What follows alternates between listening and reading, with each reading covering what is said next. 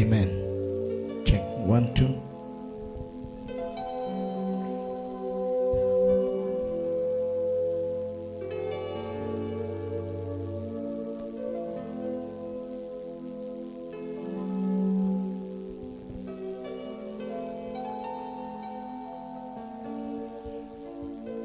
Check 1 2.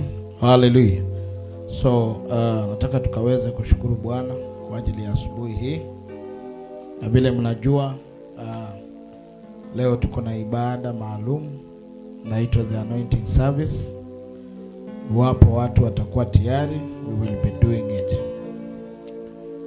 So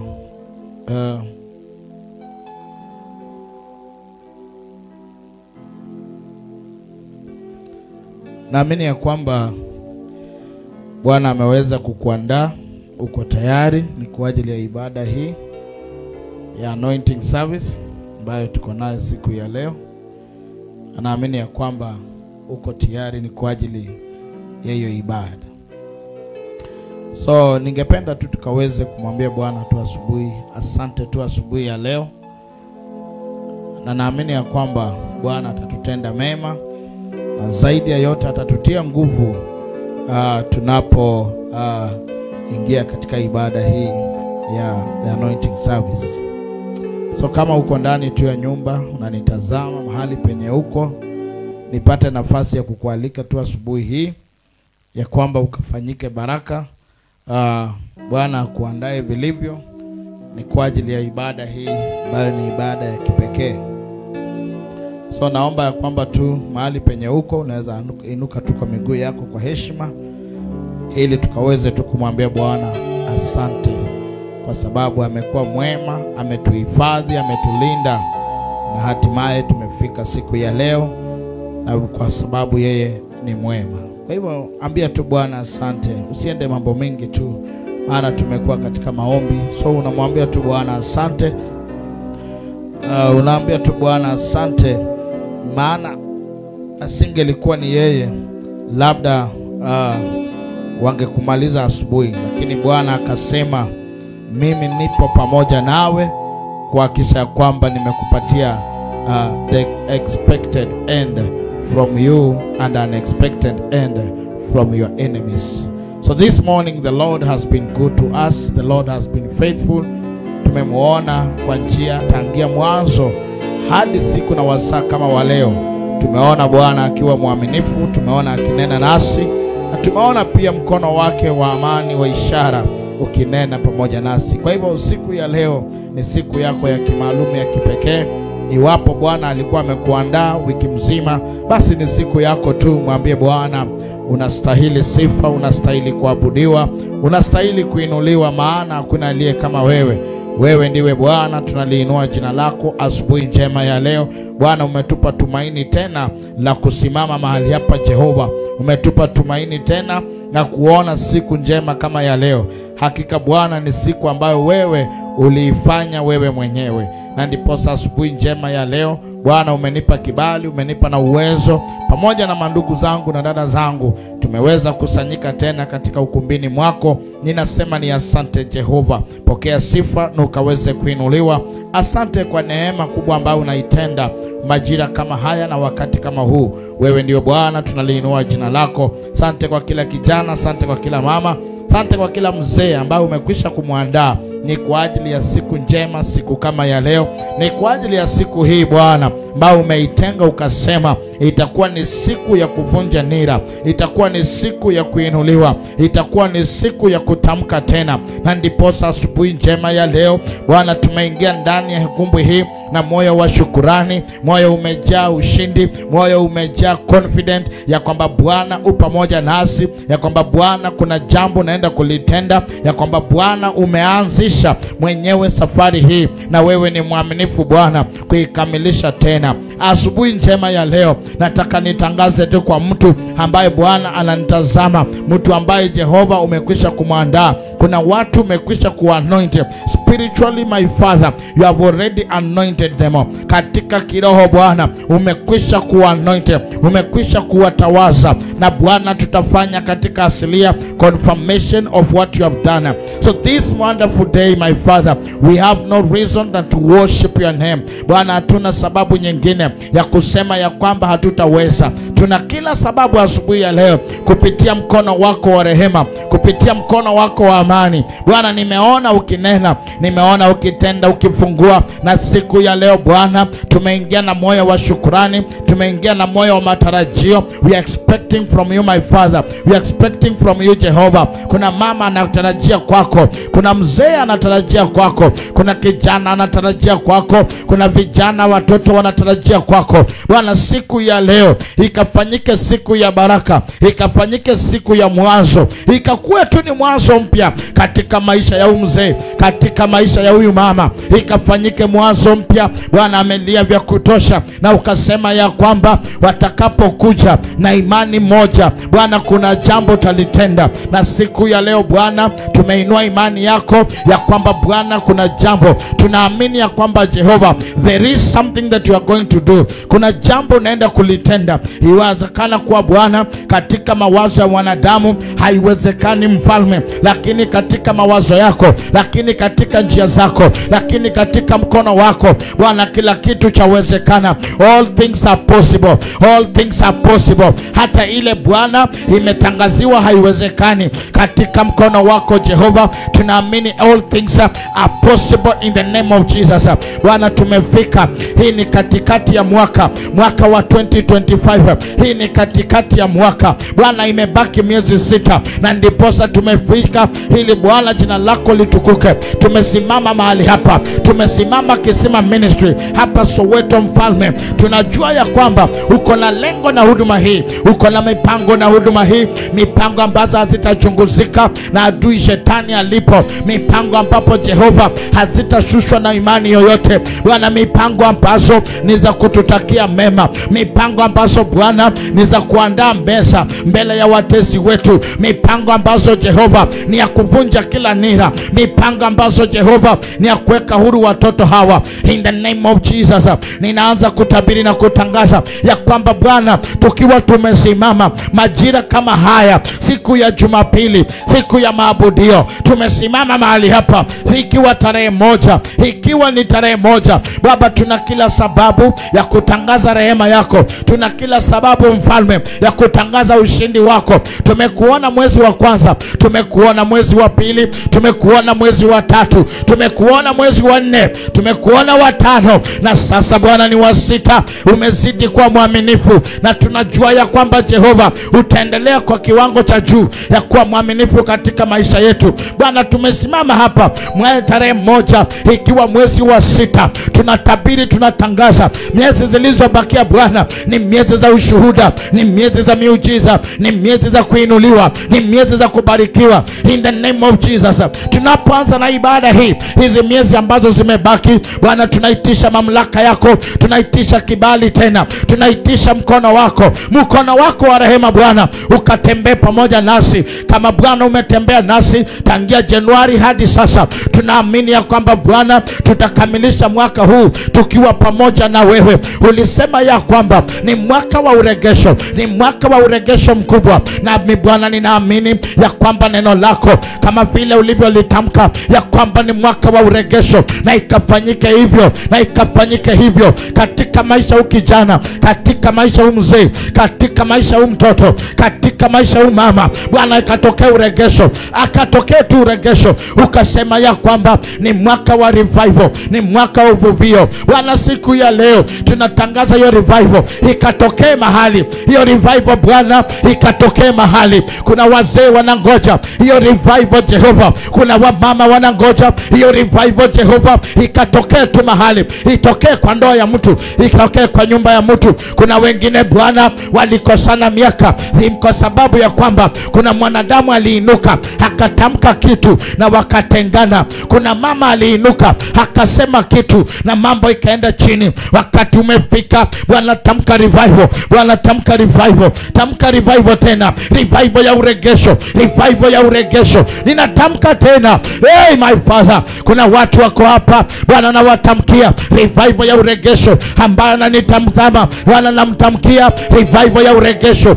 ambaye Bwana anasikiliza, ninamtamkia revival ya uregesho. Kuna vitu walipoteza tangia mwaka ulipoanza, kuna mambo walipoteza, kuna mambo walinakili na wakaandika chini, lakini hadi sasa Bwana haijatokea. Ninaomba Bwana hiyo restoration ikatokee, hiyo restoration Bwana ikatokee. Ukasema ya kwamba ni mwaka wa replacement, yani tuna replace. Kuna watu Jehova wamekalia nafasi zetu, kuna wengine Bwana wanaendesha magari zetu, kuna wengine Jehova wanamiliki mali zetu, kuna wengine Mfalme wameingia kwa ndoa zetu. Wakati umefika lazima tuwa replace, wakati umefika lazima tuwa replace. Na asubuhi ya leo ninatangaza replacement, replacement, replacement. Yote ambaye amekalia ofisi kwa kiti chako, ninatangaza replacement. Yote ambaye Bwana amekalia ofisi anazunguka zunguka, yote ambaye Bwana anamiliki mali ambayo haikupatikana kwa haki, Bwana replace, replace, replace huyo mtu, replace huyo mtu Bwana. Kuna mtu hapa alinyakuliwa Bwana, baraka zake zikaenda. Mwingine yuko hapa alichukuliwa Bwana, amani yake ikaenda. Mwingine Bwana yuko hapa alinyakuliwa Bwana, hatima yake ikaenda. Mwingine yuko hapa alichukuliwa Bwana, marafiki za destiny helper. Wakati umefika, we are going to replace. Wakati umefika, we must replace. The time has come, we must replace. Ninatangaza replacement, ninatangaza replacement. Replacement inakuja, replacement inakuja katika anga yako. Jiandae we mama, jiandae we mzee, replacement inakuja, replacement inakuja. Kuna simu unapokea, kuna mahali unaitwa, kuna mahali unainuliwa. Wakati umefika, replacement ina take place. Wakati umefika, the revival is taking place. The time has come, the replacement is taking place. Na mimi natangaza kwa mamlaka ya Jehova, yote ambaye alikupiga mwambie replacement is coming. Yote ambaye alikudharau mwambie replacement is coming. Yote ambaye alitamka mabaya mwambie replacement is coming. Na restoration inaandamana. Hizo mbili zinakuja sasa, na hizo ya tatu inaitwa revival. After the replacement, Bwana akuvuvishe tena, Bwana akuhuishe tena, Bwana akuinue tena. Revival ikachukue nafasi after your replacement, after your restoration. Bwana akuhuishe tena, Bwana akuhuishe tena. Hiyo imani ambayo inadidimia Bwana akainue tena. Hiyo imani ambayo imedharau Bwana akainue tena. Hiyo imani ambayo imekejoliwa hiyo Bwana akainue tena. Ninatangaza replacement. Sijui ni nani natangaza, lakini nahisi ya kwamba kuna mtu umedharauliwa, kuna mtu umetengwa, kuna watu wamekupiga vita, watu wamekaa kabisa, hata familia yako hawataki kusongea mahali penye uko. Waambie wakupe muda, maana replacement ya Jehova, replacement ya Jehova ndio hiyo inakuja. Replacement ya Jehova ndio hiyo inashuka. Revival ya Jehova ndio hiyo inashuka. Moto wa Jehova ndio hiyo unatamalaki. Roho wa Bwana ndio hiyo sasa anaingia, anaingia na restoration, anaingia na replacement,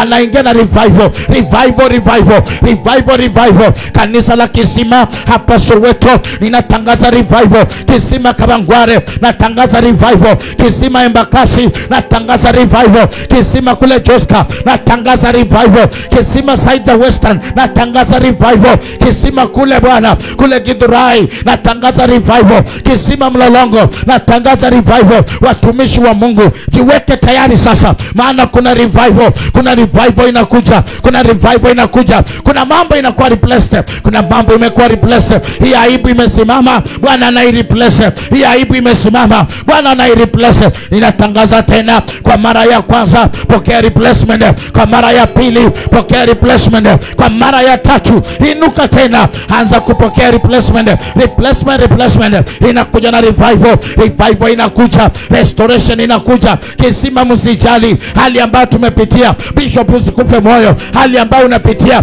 umengangana vya kutosha. Bwana akaniambia restoration inakuja, replacement inakuja. Kuna watu Mungu amekupatia, wengine wamekuwa vikwazo, wengine wanakupiga vita, wengine wamekaa wanasimama kinyume. Bwana akasema niseme katika huduma ya Kisima replacement inakuja. Kuna watu mnangolewa, wengine wanaletwa. Kuna watu mnangolewa, wengine wanaletwa. Kuna watu mnapokea your restoration. Kuna watu mnapata revival sasa. Revival, revival, revival, revival. Natangaza revival. Wewe mwana Kisima jiandae sasa. Uko hapa hapa Soweto, jiandae sasa. Uko kule Githurai, jiandae sasa. Uko kule Kangugare, jiandae sasa. Uko kule Kitale, jiandae sasa. Uko Malinya, jiandae. Uko kule Mawe Tatu, jiandae. The replacement of God, the replacement of God. Kuna watu wanatolewa, kuna watu wamekuwa vikwazo, kila wakati wanakuweka machungu. Bwana anasema there is a replacement, there is a replacement, there is a replacement. The replacement sasa, kuna replacement inatokea. Sijui ni kwa nani, lakini naona replacement. Kuna kazi ambayo umekuwa ukifanya imekuwa kazi ya aibu, hata uwezo kaambia watu. Bwana akupe replacement, Bwana akupatie replacement. Replacement nahitaji replacement asubuhi ya leo. Natangaza replacement through the anointing power, through the anointing power. Pokea the replacement in the name of Jesus. My Lord, my God, we are receiving the replacement right now. Tunapokea replacement. Tunapokea replacement. Tunapokea replacement. Kuna replacement inakuja mbele yako. There is a replacement that is coming. Tunapokea mbele zako. Apostle, umengangana vya kutosha. Watu wamekuweka machungu. Moyo wako umekaa na machungu. Wakati umefika asubuhi ya leo. Ambia Bwana nahitaji replacement. Hao watu wote wangolewe. Bwana alete replacement. Hao watu wote wangolewe. Bwana alete replacement. Na kama waliharibiwa na mwanadamu, Bwana alete restoration. Kama waliharibiwa, Bwana alete restoration. Kama imani iliisha, Bwana ka revive sasa. Wakati umefika, lazima tutamke on the tangible digits. Lazima tumwambie Bwana majira yamefika, wasaa umefika. Replacement lazima it take place. Unastahili sifa Bwana. Ambia tu Bwana unastahili sifa, unastahili replacement. Kuna watu lazima wakuwe replaced. Kuna watu lazima wakuwe replaced. Hiyo kazi ambao wameshika na Bwana anaona ni kazi yako, lazima hao watu wakuwe replaced. They must be replaced. Kuna watu wanakula mkate ambayo unastahili wewe kukula, lazima Mungu awapatie replacement. Kuna mtu anaishi nyumba ya bungalow ambao unastahili wewe kuishi, Bwana awapatie replacement. Revival ya Bwana ikatokea, restoration ikatokea. Kuna watu walikimbia wakanyakua baraka zako. Wewe unaishi ukihangaika na kuna mtu amekalia baraka zako. Mwingine akaenda kwa waganga akafanya mambo yake. Asubuhi ya leo mwambie Bwana nahitaji tu restoration. I want you to restore me. I want you to restore me. Restore me my Father, restore me. Mikono yako ilikuwa mikono ya baraka. Ilikuwa mikono ambayo mwanadamu hangesimama kinyume. Kuna guza kitu kinafanyika. Naguza mgonjwa anapona. Lakini sasa hata we mwenyewe hawezi hata ukajiguza na hiyo mkono ukapona. Maana kuna mtu alienda akakaa akasema mikono ya huyu mama isiwahi pata kibali. Mikono ya huyu mzee isiwahi pata kibali. Bosa kila kitu unaguza hata kazini lazima itokee tu shida. Lakini Bwana akasema leo nimeandaa ibada ya mafuta. Na kila mmoja ambaye anaenda kuitii na kukubali, nira zinaenda kuvunjika. Nira zinaenda kuvunjika. Nira zinaenda kuvunjika. Nira zinaenda kuvunjika. Nira zinaenda kuvunjika. Sijui nani unayeongea na yeye. Nahisi ya kwamba kuna nira zinavunjika. Nahisi ya kwamba kuna nira zinavunjika. Nahisi ya kwamba kuna nira zinavunjika katika maisha ya mtu. Kuna nira zinavunjika, kuna nira zinavunjika. Acha Bwana akazitende kutoka ndani. Kuna nira zinavunjika. There are powers that are being rendered powerless. There are powers, we are pulling them down. We are pulling them down in the name of Jesus. We are pulling them down in the name of Jesus.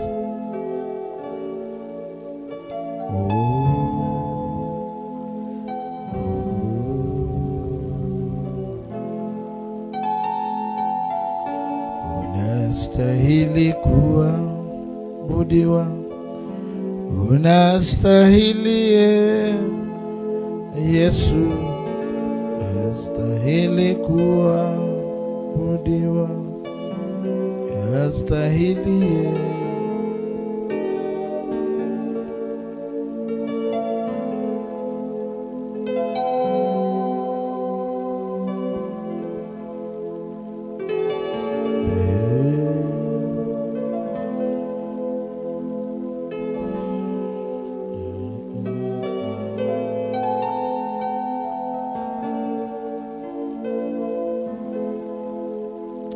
Father, I want to thank you. Asante kwa ajili ya asubuhi hii. Bwana, umekuwa mwema, umekuwa mwaminifu. I have seen you from all sides of my life. Kila pande zote za maisha yangu nimekuona. Asubuhi ya leo ninaomba Bwana ukatuandae kwa ajili ya ibada hii. Tuandae kwa ajili Bwana ibada hii. Asante kwa neema yako na asante kwa ushirika wako. Bwana, unastahili sifa, unastahili kuabudiwa. Katika jina la Yesu Kristo ninaomba na hata kuamini. Basi mtu mmoja aseme amen. Naweza patia Bwana sadaka nzuri ya makofi, shangwe na vigelegele, and it will be good. Amen. Basi naomba tuketi dakika moja tu, tukashiriki tu neno kwa ufupi. Maana vile mnajua leo tuko na ibada ya kutiwa mafuta, na our piloting scripture ni Luke chapter number 4 and the verses number 18. Luke 4:18.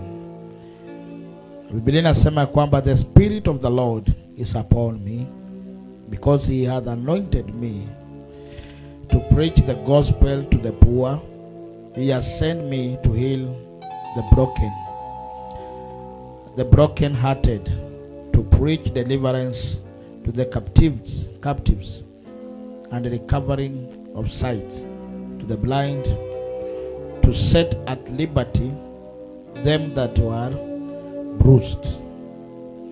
Roho Bwana yu juu yangu, amenitia mafuta nikahubiri injili, habari njema kwa maskini, na pia vipofu wakapate kufunguliwa macho zao, waliofungwa wafunguliwe, waliojeruhiwa wakaweze kupona. So this is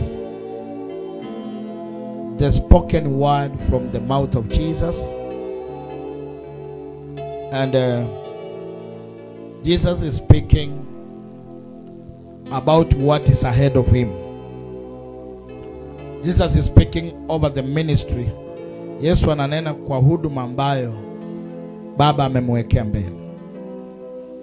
So kutokea Jumapili mbili zimeisha, I've been rotating over this scripture, because if it is coming from the mouth of our Messiah, our Savior, our Redeemer, then we can read it 1,000 times, because all of us, we trust what comes from the mouth of Jesus. Sisi wote tunaamini kila ambacho kinatoka katika kinywa cha nani? Cha Yesu. So Yesu mwenyewe anasema Bwana amemtia nini? Mafuta. So hapo ndio tunaanzia na tutaclimax baadaye, ya kwamba ibada ya kutiwa mafuta haikuanza na mtu mwingine, ilianza na Kristo mwenyewe. Kristo akasema ya kwamba nimetiwa mafuta, na sababu ya kutiwa mafuta ya kwanza ni kuhubiri habari njema kwa maskini. Ya pili, saidia simu yangu. Ya pili ni kutangaza kwa waliofungwa wakapate kufunguliwa. Ya tatu ni kurudisha macho ya wale ambao walikuwa wamepofuka. Na ya nne ni kutangaza, kabla hajatangaza, ni kuregesha uponyaji kwa wote ambao walikuwa wamejeruhiwa. Bwana Yesu asifiwe sana. So kuna watu wako katika huduma lakini wamejeruhiwa. Haleluya.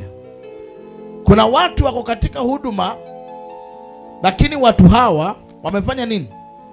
Wamejeruhiwa. Haleluya. Na kamalizia akisema baada ya kufanya hii mambo yote, ile anointing imempatia uwezo wa kutangaza mwaka uliokubalika wa nani? Wa Bwana. Bwana Yesu asifiwe sana.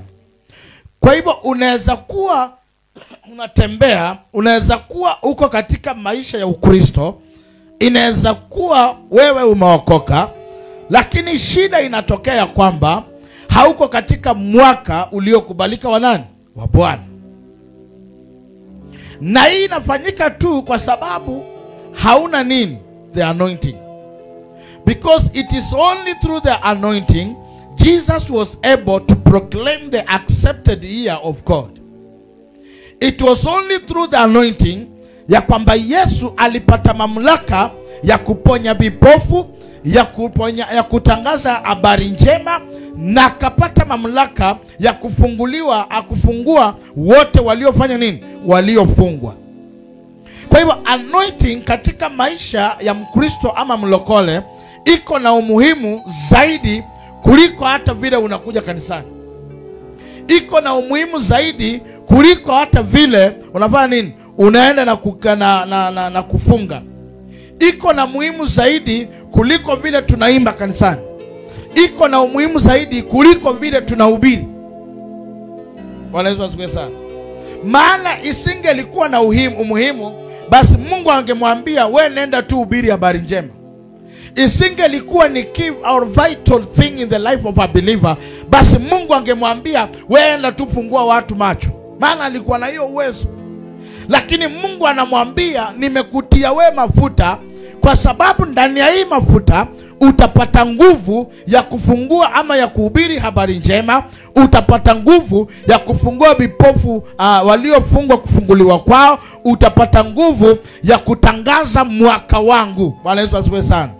Na ndio unaona kuna mtu anakuja kanisani, lakini ukimuuliza habari ya mwaka wa 2023 anatoa machozi. Ukimuuliza habari ya mwaka wa 2024 anatoa machozi. Na kuna mwingine ukimuuliza mwaka wa 2023 ile ambayo mwenzako analia, kuna mtu naye anasherekea. Anasema mimi mwaka wa 2023 siwezi sahau, maana Bwana alinitendea hii. So lazima uelewe kiwango cha anointing, kila ambacho kimeingia ndani mwako, na ile makusudio ama ile malengo ambayo hii anointing imekuja kufanya. Kwa hivyo Yesu hakupakwa tu mafuta hii salad bure, lakini alitiwa mafuta kwa sababu ya mambo hayo manne. Na alipomaliza akapata nguvu na uwezo ya kutangaza the accepted year of the Lord. And that is the most important thing kwa maisha ya binadamu. That is the most important thing. For you to celebrate Jesus, kwa wewe kumwamini Yesu na kuendelea kumtangaza kule nje, lazima uwe unatembea katika mbingu ama mwaka uliokubalika wa nani? Wa Bwana. Lakini kama hauko katika mwaka uliokubalika wa Bwana, wewe hata ukija kanisani hautaona umuhimu wa kuja kanisani. Utakuwa unaambia watu mimi nimeishi nda kanisani, niliokoka 2022, niliokoka 1987, niliokoka 1902, lakini sijawahi ona benefit ya kukuja kanisani. Kwa sababu haujawahi pata the anointing ile itakutangazia the accepted year of the Lord. Yesu mwenyewe alitembea kwa miaka ambazo si za Bwana, kuanzia mwaka wa kwanza mpaka mwaka wa 30. Lakini kuanzia mwaka wa 30 ako na ushuhuda ya miaka 3 baada ya kutiwa nini? The anointing. Sijui kama tunaelewana. So unaweza kuwa uko na miaka 30 lakini you are not walking in the accepted year of God. You are struggling. That's why kuna Mkristo yuko anang'ang'ana tu, kwa sababu hajawahi ingia katika miaka zilizokubalika za nani? Za Mungu. Lakini kuna mtu anaokoka leo, anadikilea leo, na kesho unasikia anakuja anatoa ushuhuda. Wakati niliingia, kama kijana mwingine yule anakujanga hapa juzi jana, huyo kijana anakaanga hapa, anaitwa sijui nani, Armstrong. Huyu anakuja, huyu mgeni tu tumepata juzi. This guy has really struggled. This guy has really suffered. Jana amekuja hapa usiku, after mimi kuingia hapa majira ya saa 4 saa 5. Akaniambia, pastor, kutoka uanze kufundisha hii topic, I want to tell you there is a very great change. Kuna mabadiliko makubwa sana. Number 1, mimi nilikuwa naishi tu maisha bora naishi, lakini sasa hivi nimeanza kupata ufahamu ya maisha yangu. Na vile nakwambia hivi, nimepokea nini? Nimepokea mwaliko. Kuna kazi nimeitiwa. Kuna kazi nimeitiwa. Kuna kazi nimeitiwa. Anaenda kazi na imekuja, lakini mdosi ameniambia ni hii Sunday nitafanya tu, ile Sunday nyingine atanipatia nafasi. So when you understand the power of the anointing, when you understand the importance of anointing, inaweza onekana kuwa mafuta kwako, inaweza onekana kuwa liquid tu ya kawaida, but there is a supernatural power behind that anointing. That's why the people in the ancient time, when they wanted to do something, number 1, walikuwa na anoint mtu. Kila kuhani ambaye amesimamishwa na asimame imara, alikuwa anatiwa nini? Mafuta. So lazima tuelewe ya kwamba the anointing in the life of a believer, it is one of the powerful tool ambapo unahitaji in the ministry that is ahead of you. Hiyo nitarudia sana. Watu wengi tunashindwa kufanya huduma kanisani kwa sababu hatuna nini? Anointing. Watu wetu wa kucheza keyboard wanashindwa kucheza keyboard, kurender the service, maana hawana nini? The anointing. Watu wengi wanashindwa hata kumtumikia Bwana kwa njia ya uimbaji, anasahau ya kwamba uimbaji, it is part of the ministry. You are rendering. God has given us different types of ministry. Wewe unaweza kuwa ni ministry ya kuimba. Huyu mwingine amepata ministry ya kunini nini? Ya kuomba. Wewe umepata ministry ya kucheza keyboard. Mwingine amepewa ministry ya kuhubiri. So sifai kusema ndio mimi ni hubiri lazima nilipwe. Ukiona mtu anasimama kwa kusema nikihubiri nilipwe, immediately huyo mtu ana lack what we call what? The anointing. Na ndiposa Yesu after kufanya hiyo mambo yote, hakuna mahali alisimama akasema anaitisha pesa. Yeye alitenda, akaponya, akaombea watu. Kwa sababu gani? He had the anointing. So ndiposa hata wewe ukakuwe effective katika line yako ya ministry, you need the anointing. Unahitaji anointing ndio ukapate nguvu ya kuomba, ukapate nguvu ya kufunga, ukapate nguvu ya kufanya kazi ya Mungu bila kuangalia jirani yako. Unahitaji anointing. Ndio unaona hapa karibu kila mtu anakujanga anasema, kama fulani hajafanya, mimi nani nifanya? Kama fulani hajafika, mimi kwa nini nifike? Unaona? So kila mtu anaanza kufanya kwa kubishana na mwingine, maana hatuna nini? Anointing. Lakini ukiwa na anointing, hakuna mtu atakuamsha enda kanisani ukaombe. Hakuna mtu atakuamsha enda ukacheze keyboard kanisani. You will do it because you have the anointing. So when you lack the anointing, you start struggling. You make the ministry to become trade. Inakuwa sasa ni biashara. Unasema mimi nikikuja kucheza keyboard mnanilipa. Mimi nikikuja hii mnanifanyia hii. Mimi nikifanya hii mnanifanyia hii. Kwa sababu gani? You have never understood the calling that God has given you through the anointing.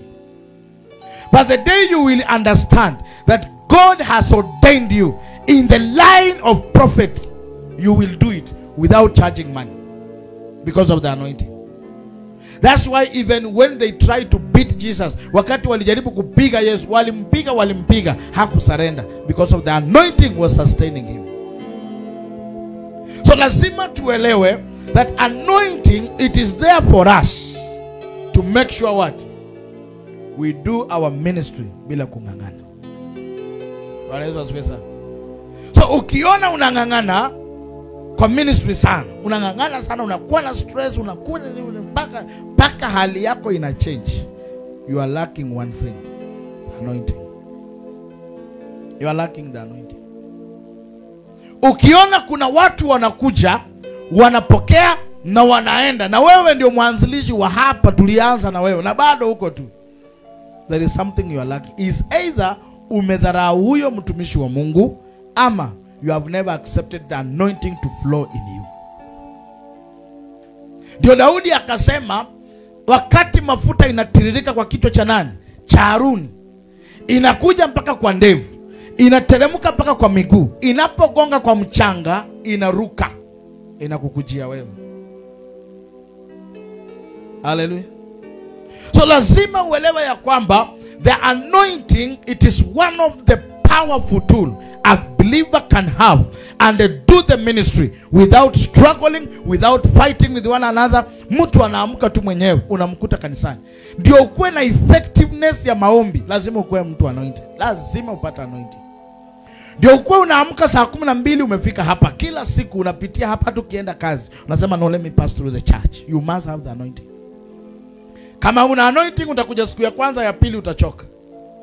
Lakini ukiwa na anointing, it will sustain you.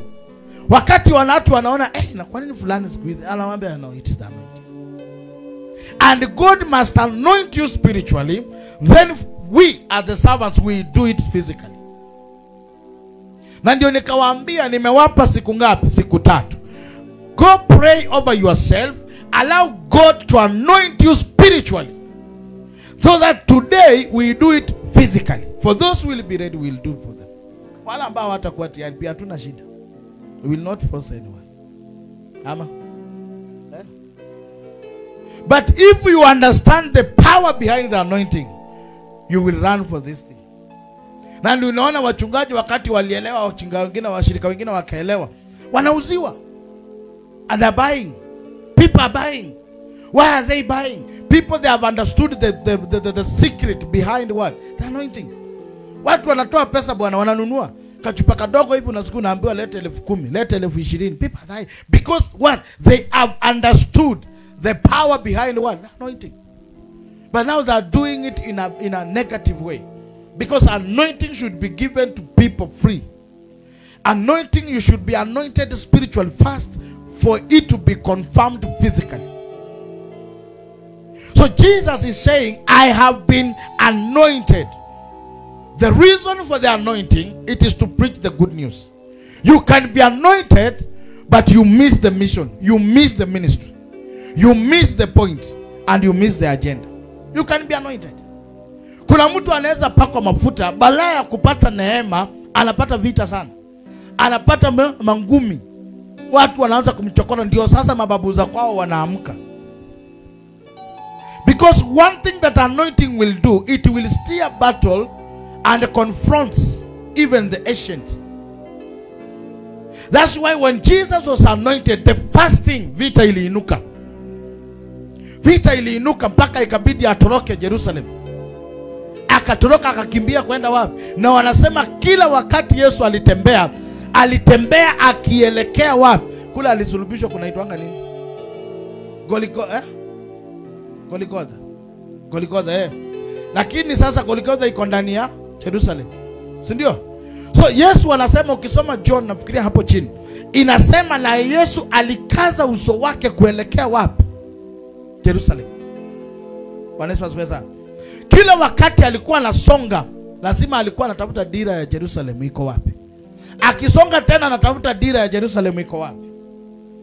Maana alijua it is only in the kule Jerusalem ambako atafanya nini? Atainuliwa. Bwana Yesu asifiwe sana. Hallelujah. So Jesus, after the anointing provoked. The anointing provoked.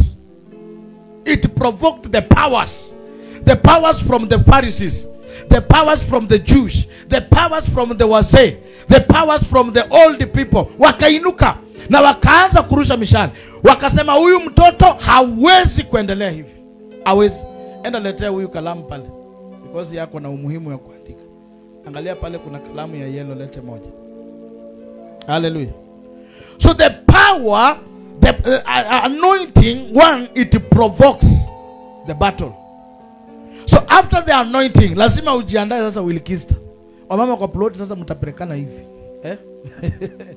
Because it will stir up. Itangangana nini? Italeta sasa vita. Kuna watu hata bila mlikuwa mnasalamiana, wataanza kusema anajifanya, anajiona. Wataanza kuleta sasa vita. Kwa nini? The anointing provokes na inaamusha vita. So if you are not ready for the battle, then you will miss the target. That's why when Jesus was anointed, immediately vita ikainuka. Kaanza kwa unajifanya masihi hapa, sijui nini wewe, wakataka hata kumuua that time. Na Biblia inasema akapita katikati yao na akaenda. So when you receive the anointing, hata kule kazini utapata anointing, ita shake. Why is it shaking? Kwa sababu anointing provokes battle. Inainua vita. Inaanza kutingisha misingi sasa. Unaenda kazini unaambiwa wewe leo hauko kazi wewe. Anointing. Kwa sababu hiyo kazi umekuwa ukifanya imekuwa one, either ni kazi ya aibu, imekuwa kazi ya mateso, uliipata kwa magendo, haukuipata kwa njia mzuri. Uliumiza mtu ukapata hiyo kazi. So wakati unapata the anointing, ina provoke the battle ambayo ulikuwa umecompromise. The anointing will provoke the battle. Na utaanza sasa ku experience vita. Hata utapata pengine mke huku pata kwa njia mzuri. Mnaanza kukorofishana kwa nyumba mbaya sana. Mnakorofishana mbaya sana. Maana sasa the anointing ina provokes battle. Na kuna mtu akipata maana ilikuwa sawa, ina multiply. Unapata kazini kwenye alikuwa amepata promotion. Mwingine alikuwa hivi amefanya hivi. So anointing, it has come to correct and to stabilize you and to discipline you. Paka urudi kwa njia nani? That's why Jesus, when he said that he's been anointed, he's the Son of God, vita iliinuka immediately. Kutoka kwa watu walikuwa wamekaa nao. Iliinuka immediately. Paka watu wakashindwa nao. What shall we do? Akasema bana, huyu lazima tu. Na unaona hii anointing inamsukuma mpaka kwa msalaba. Kuna watu watakupeleka mpaka kwa msalaba. Ilisukuma Yesu mpaka wapi? Mpaka kwa msalaba. Mpaka anafika mahali makuhani wote, all the makuhani sasa wa Kiingereza, all the high priests and the kings, Pilato na Herode walikataa mara 3. Walipeleka round 1, wakasema huyu mtu anataka kuua. Herode akasema hapana. Mimi sioni makosa ya huyu. The anointing is speaking. Lakini wale wa kule chini wanakataa. Wakasema hapana, hili ni jimbo la Pilato, pelekeni kwa Pilato. Wakashika tena Yesu wakapeleka kwa Pilato. Anointing is in action. Na hakuna mahali Yesu anasema mahali imefika mimi nimeinua mkono. The anointing. Akatoka hapo akasonga mbele, wakapeleka kwa Pilato. Pilato tena akaangalia akasema mimi sioni makosa ya huyu mtu. I'm not seeing makosa ya huyu mtu. Fanyeni aje? Hili Herode ndio mfalme. Pelekeni kwa Herode. Mimi hii story mimi sitaki. Peleka kwa Herode. The moment wanapeleka kwa Herode, wale waandishi, wale wazee tayari washamkatia kauli. Waachiliwe Barnabas, huyu asukumwe ndani. Wana demand mwizi aachiliwe, lakini huyu asukumwe ndani. Kwa nini anasukumwa ndani? Kwa kusema tu yeye ni Masihi. After the anointing, akasukumwa ndani akasukumwa ndani, akawekwa ndani kwaka. Alipofika pale wakambebesha msalaba, wakaachilia Barnabas, katoka. Lakini because of the anointing kwa kusimamisha mtu, the Bible says alipobeba msalaba akielekea Golgotha, alifika kwa njia akachoka, akaanguka. Wakati alianguka alijua watu lakini the anointing was still speaking. Na anointing ikavuta jamaa mwingine, wakamuidentify, anaitwa nani? Simon. Ikamuidentify, wakasema wewe saidia yeye kubeba. Na Simon hakukataa, akachukua akabeba. Wamama wakamuendea na kitu kachupa hivi, wakamwambia Masia, tunakulilia, tunakuonea huruma. Akasema hapana. The anointed was active. Akasema msinililie mimi, lilieni nyoyo na watoto wenu. That is the person who has received the anointing from God. If you have not received the anointing from God, then you will utakata tamaa. Ndio unaona Wakristo wengi akipita changamoto kidogo anavunjika moyo. Anakatana, anavunjika moyo, anasema mimi sasa mahali imefika, tuachanie hapa. Mwingine anakuambia wewe unijui. Unajua kweli mimi? Unajua je nilikuwa nafanyia watu? Ngoja nikuonyesha. Anaingia ndani, anakuja na panga kwa sababu he does not have the anointing. But when you have the anointing, it will sustain you. You will know that this course, it is for my victory. Bwana Yesu asifiwe sana. Ndio kwa maana Yesu alikaa akijua, every time alikuwa anaangalia Jerusalem, maana alijua hapo tu ndio anointing inaenda kumfanyia mambo. And the Bible says, ukisoma Luke 24:25. Hebu soma Luke 24:25.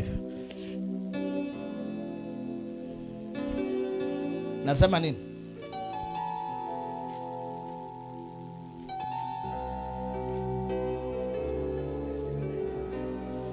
Inasema nini?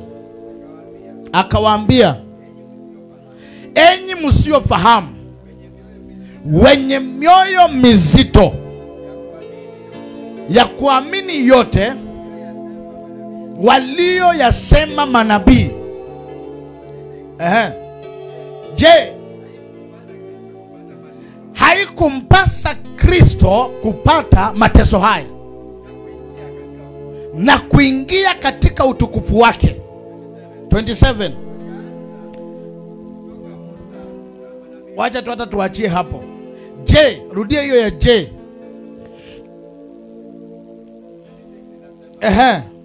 Je,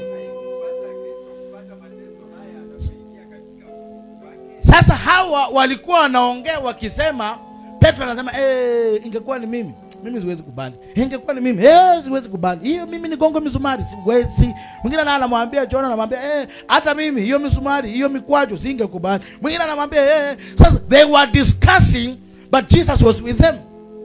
Na Yesu akawauliza swali rahisi, je, haikumpasa Kristo aingie katika majaribu ndio baadaye apate nini? Ushindi.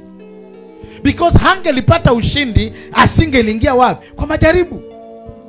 So lazima angepigwa, akanwe, atengwe, anenewe mabaya. At the end of the day apate nini? Ushindi. So when you receive the anointing, Frank, usifikirie sasa itakuwa mteremuko. That is the time you are provoking the battle from the area of your people. Sasa ndio wakamba wote watainuka. Wasema haka kijana kanafanyanga nini Nairobi? Hatuwezi kubali. Kakikuja kanakuja hivi. Kanafanya sasa watainuka waanze kuongea. Wasema hatuwezi kubali. Na sasa hiyo Frank anatembea, anaenda huku anakuta tu mjengo. Akigeuka hivi mjengo. Akienda mbele anapata kufungua sewage. Akigeuka nyuma, yani inakuwa it is a circle of persecution. But yule mtu ambaye akona anointing, the Bible says it will take you to your destiny and you will carry the victory. Uanze kutembea na victory.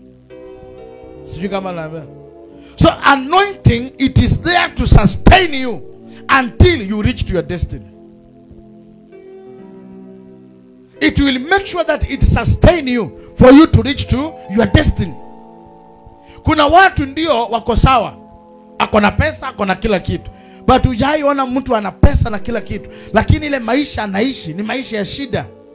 Ukiangalia huyo mtu hivi, wanakuambia mtu anapata over 100,000.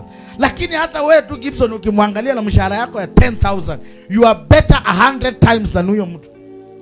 Kuna mzee mwingine hapa ana magorofa mingi sana hapa, lakini unamkutanga hapa kwa barabara amekaa tu kwa studio kuna rara tu hivi na anaitisha githeri ambao. Hujai muona hapa? And he has money. Ako na maploti zimejaa. Mwingine ako hapa tena hapa tu hapa kwa kona yenu hapa. Ana pesa, ana ploti, kila kitu ni yake. Lakini angalia afya ya huyo mtu. So when you lack the anointing, what will it do? You will be frustrated early. You will have money, yes, but it will not help you. Utakuwa na pesa, utakuwa na mali, utakuwa na magari, utakuwa na nini, lakini the moment unakanyaga kwa hospitali unaambiwa wewe usitumie gari tena. Sasa persecution inaanza kutokea. Naambiwa wewe usikule nyama tena, punguza nyama. Mwingine wanamwambia punguza tena, punguza kabisa, usijaribu kukula nyama. Mwingine tena anaambia wewe usijaribu hata kushika pesa na mkono yako, maana hiyo chemical inakudhuru. Na pesa ni yako, ni wewe umetafuta. Lakini sasa unawekewa restriction, maana hauna nini? Anointing. Inafika mahali paka oxygen ambayo Mungu ametupatia bure unaambiwa ulipie, maana huna nini? Hujaisikia mtu kwa hospitali anaambiwa anawekewa oxygen, na hiyo kitu iko very expensive. 1 hour peke yake jina kwanga wa 700,000 ame jina kwanga. It is very expensive. Unaambiwa wewe oxygen hii watu wanavuruta bure, upewi bure. Wewe lazima ununue because you lack the anointing. Ambayo you have to buy. Lakini kuna mtu ako mahali kwa sababu ako na anointing, anapumua tu bure. Hata saa zingine anapumua, ananyamba, anafanya nini kwa sababu gani? Ako na anointing. Unatembea tu. Kuna mtu pesa hata analala nayo kwa kitanda. Hujaiona kuna mtu anaweka ndani ya pilo pesa na anaekelea kichwa na analala mpaka asubuhi. Na wewe unaambiwa wewe na pesa msikaribiane, na uko na over trillions of money kwa bank, unakatiwa hiyo network, unakatwa juu. So when Jesus received the anointing, it was the beginning of his battle. The anointing will steer the battle. Wale mababu walikuwa wamekaa wametulia. Wewe uliitwa Wanyonyi, uliitwa Wanjala, uliitwa cha usiku, uliitwa Onyango.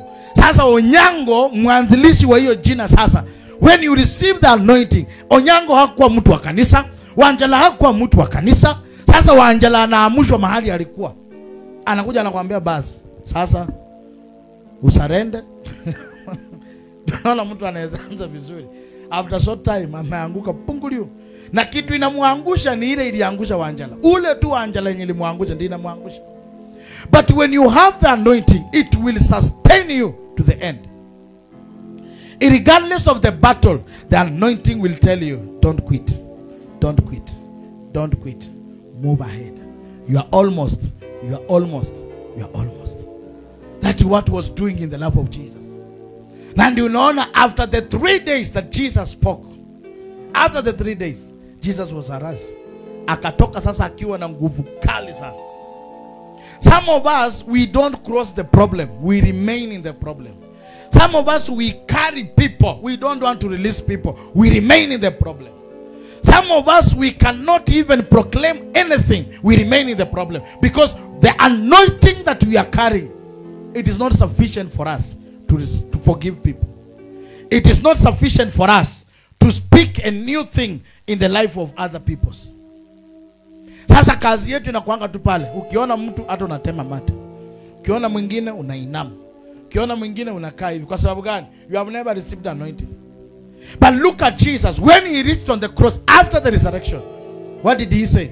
Hata kabla resurrection, ilikuwa kabla resurrection. Akiwa tu pale kwa msalaba, akainua sauti akasema nini? Baba, amkumbuki kile Yesu alisema? Uwasamehe. Licha ya mambo yote walikuwa wamemfanyia, for Jesus to receive now the authority, kwa Yesu kupokea the anointing, ilibidi arelease hao watu. Hakuambia Baba enda uwapige, aliwaambia Father forgive them.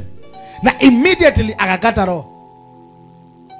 Na after 3 days the Lord akampatia new power. Ndiye alikuja sasa na nguvu za ajabu. Anapita hata kwa ukuta pia, anafanya hivyo pia, anafanya hivi pia. Akapatia wakina Petro sasa the Holy Spirit.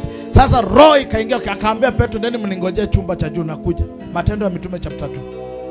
Walipofika pale sasa Yesu akawa na uwezo wa kuwajaza roho. Lakini hii miaka 3 hangewajaza roho, maana alikuwa sustained with the anointing. Angefanya kitu kingine zaidi ya ile alikuwa anafanya. Ndiye akakuja akawajaza wote roho. Wote wakaanza kuongea kwa ndimi. The anointing is still active. So when you receive the anointing, you are receiving the power that will help you to move to your destiny.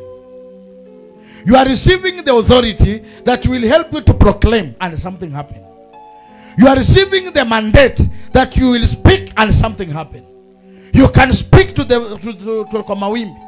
Unaona wakati alipanda merikebu akaenda kulala, hawa jamaa maana hawakuwa na anointing. No one was anointed amongst the disciples. No one. That's why when he was in the ship akitravel, the Bible says mawimbi ikainuka. Mawimbi ikaanza kutingisha hiyo dhoruba, ikatingisha hiyo merikebu, ikatingisha. Wajamaa wakajaribu wakasema mpaka maji ikaanza kuingia, chombo kikaanza kuzama. Na wakasema hapana, kuna mtu mmoja amelala huko ndani. Wakaenda kumwamsha. Wakamleta. Walipomleta akasema wapi imani yenu bwana? And he say now, through the anointing, stop. Na dhoruba ikatulia, na safari yao ikaendelea. So when you have the anointing, it is high time now. You can use the power, you can use your authority, you can use your mandate, and you unatuliza dhoruba. Mume anainuka, anakuwa vibrator kwa kanisa, kwa nyumba. You use the anointing. My husband, I speak peace. Unaona anatetemuka, inafunguka, inaenda zero. Mke alikuwa anapiga kelele, you use the anointing, the power inside, the anointing that you have. Mnyoshe mkono mwambie my wife, I speak comfort, I speak peace. Anamaliza anaanza kukuuliza na kweli tulikuwa tunafanya? Because the anointing. But when you lack the anointing, nakwambia mtangoana meno kwa hiyo nyumba. When you lack the anointing, mtauana kwa hiyo nyumba. Tutawaona kwa breaking news hiyo. But when you have the anointing, you stand and you calm the situation. Nasema situation hii ya kukosesha amani nyumba yangu, I speak over this situation. Calm down. Na unaona inaenda na inatulia na inaishi. Lakini sisi, because we don't understand the importance of anointing. Hii baada nimebembelezea watu sana. Na tena nimesema leo, wale wako tayari ndio tutafanya na wao. The rest haina shida. Just leave you. Ile wakati itakimbia kama Nicodemus ndio mtakuja usiku. Nicodemus kilimuumania mpaka akakuja usiku akamwambia master tafadhali. Wakati kitaumana ndio sasa watakimbia usiku. Why are people buying this thing? Kwa nini ukienda kwa rafiki yangu hapa juu watu wamepanga laini, they are buying it? Why are they buying? Why are people, when you walk even to the other churches, people wamequeue wananunua? They are buying it. Because they understood. Siku ingine nikakutana na one of my uncle amebandika mpaka kwa because they want what? People are looking for this thing. The ministry is struggling you every time. Uko na ile roho ya kufanya nini? Ya kuacha. The marriage uko na ile roho ya kuquit. When you apply the anointing, it will sustain you. Paka mwisho, hautaona weakness of your husband, hautaona weakness of your wife. Wale watoto wanakukula akili, hautaona weakness yao. Because you have the anointing. Lakini wengine wanakuja kufanya nini? Kupakwa tu mafuta.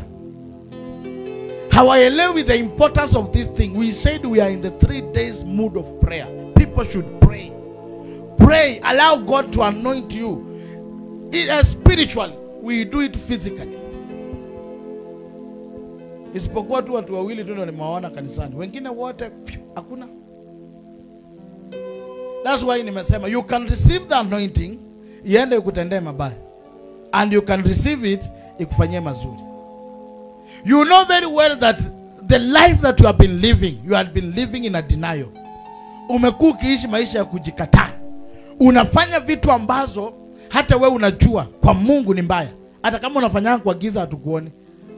That's why I gave you the 3 days. Please go and examine yourself. Allow God to anoint you spiritually, and then you come, we do it physically. Kuna mtu tu bado ako tu. Na anajua tu vizuri ile kazi yako sahihi alisabotaji mtu. Anajua vizuri hata ile kitanda analalia. Kuna kitanda ya mtu iliibiwa na akakuja akanunua. Mtu anahangaika mahali anapiga magoti akilia na yeye amelalia kitanda yake hapa. Na hawezi kubali, amenyamaza. Kuna mtu hata TV ile inatembea kwa nyumba yako. Unajua vizuri hii TV si yangu, ilikuwa ya Makarena. Makarena akapigwa shot. Mimi nikaletewa na nikanunua kwa pesa kidogo. You know very well. That's why I said people have 3 days for prayers. And if possible, let's meet here in the church. You understand deeper the meaning of anointing service. Then from there, you are now flexible to do the anointing. Unaona wakati Yesu tu alinini hivi, kitu ya kwanza vita iliinuka. But because he was righteous, the anointing took him to the destiny. Ikamfikisha mpaka mwisho, na ikampitisha mauti, ikampitisha kaburi, ikampitisha mijeledi, ikampitisha kutemewa mate, ikampitisha kudungwa mikuki, na baadaye ikamsimamisha na ushindi. That's why I believe it is 1 Peter. Inasema 1:10 ama ni 2 Peter 1:9.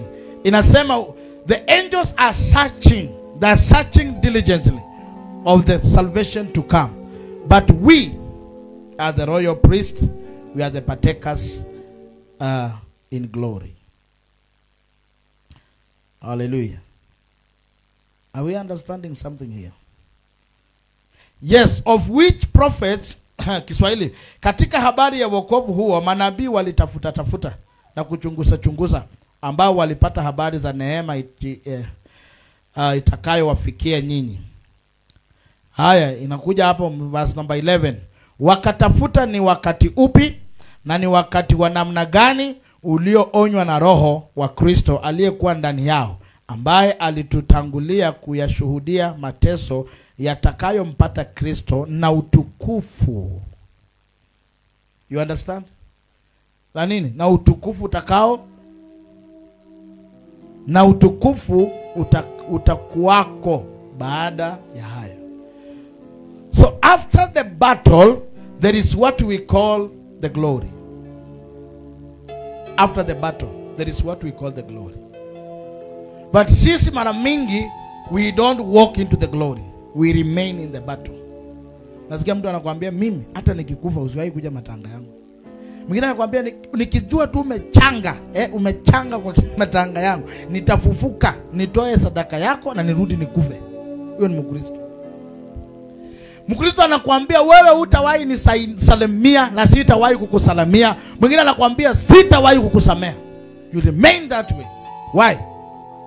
Lack of anointing. Because when you have the anointing, it will sustain you, and it will bring knowledge, it will bring wisdom, it will bring humility. Hautakuwa na mtu wa kuunderstand na kuelewa that every man has a weakness. So mtu akikukosea, anointing inakuambia tayari, use wisdom, use knowledge, forgive and then move. Lakini kuna watu vile naongea hivi wameshikilia mpaka kuka yake wa nyumbani. Anasema jukuka alinyima baba yangu shamba, mimi sitawahi msamehe. Nani alikwambia hiyo shamba kwanza ilikuwa ya baba yako apewe? Kwa sababu alinifanyia hivi sitawahi.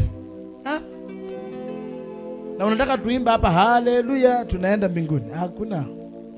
Wewe tusaidie tu kuja church, hatutakufukuza, just be in the church. Mungu akitusaidia, kazi ikitokea kama ya crusade kubeba speaker mzito, unatusaidia, tunapeleka pale nje, tunahubiri, tukimaliza unarudisha tena. Na unajua watu kama hawanangi ugumu. Hawanangi ugumu. Hata inaonanga tu ikifika tu hivyo nasikia wanakuambia wewe kazi yako si kubeba speaker. Na ni mwanaume ako na muscles, nasikia kubeba speaker yako. Kuna jamaa akiingia tu hivyo nasikia pastor anasema basi nani? Freddy, chukua hizo speaker. Yende wa crusade. Sawa pastor amebeba. Hallelujah. Bwana Yesu asifiwe sana. So lazima uelewe ya kwamba the anointing has a special function in the life of a believer. Let me walk this manifestation of the anointing and then I finish there. Number one, the manifestation of anointing. The anointing is used for healing.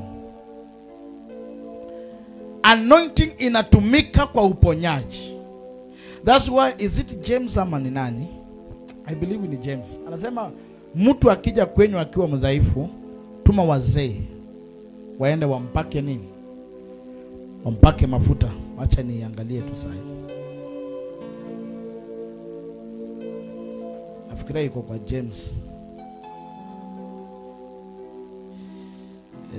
If anyone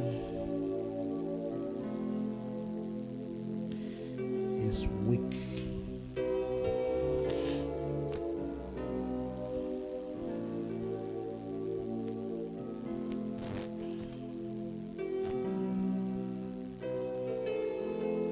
Umepata?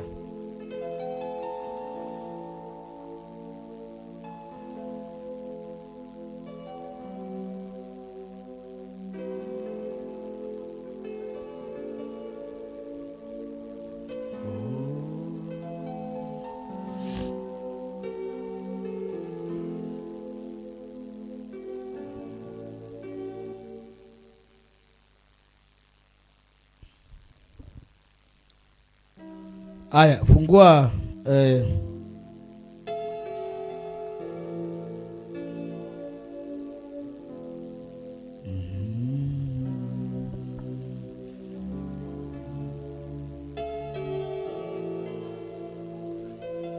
unasema nini?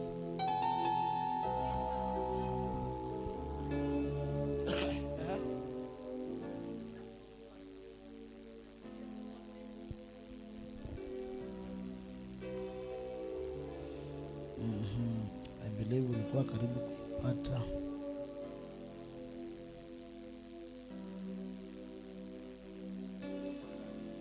Ehe. 14 nasema nini? Yeah.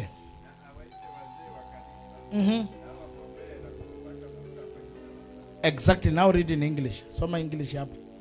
5:14. Umepata? Oh. Acha nisome.